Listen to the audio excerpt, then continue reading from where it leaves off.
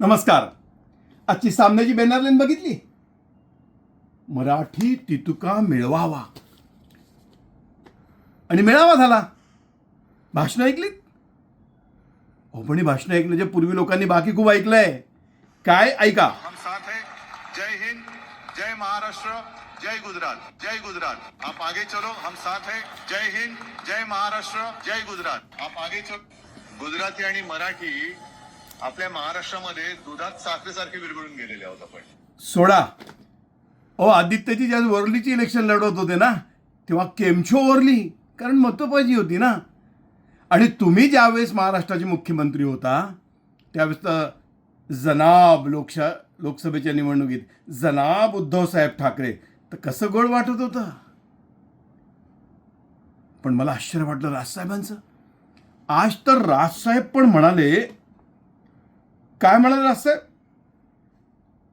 की मला तर कळत नाही केव्हा आला विषय हा, कोणी आणला, कसा आला महाराष्ट्रामध्ये.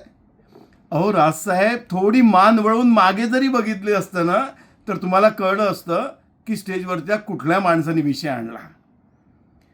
पण आज अख्ख्या महाराष्ट्राला कळलंय. माननीय उद्धव साहेब म्हणाले 20 वर्षानंतर आम्ही 2 भाऊ एकत्र आलोत.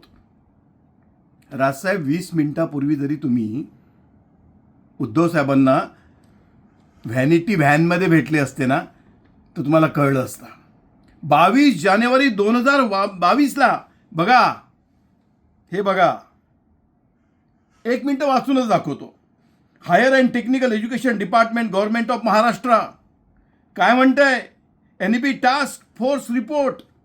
A task force headed by the Dr. Raghunath Mashelkar was constituted to develop a roadmap for the implementation of the NEP. The recommendation of the task force were approved by the cabinet on 22nd January 2022. Were approved by cabinet. Who was the chief minister of the Maharashtra? Uddhav Thackeray was the chief minister of the Maharashtra. Maharashtra धर्म सांगताय आम्हाला.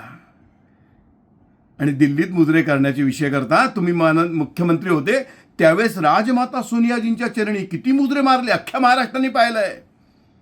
त्यामुळे मराठी तितका मिळवावा नाही, मराठी तितका खेळवावा असा झाला मेळावा.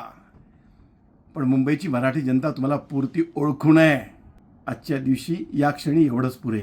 नमस्कार.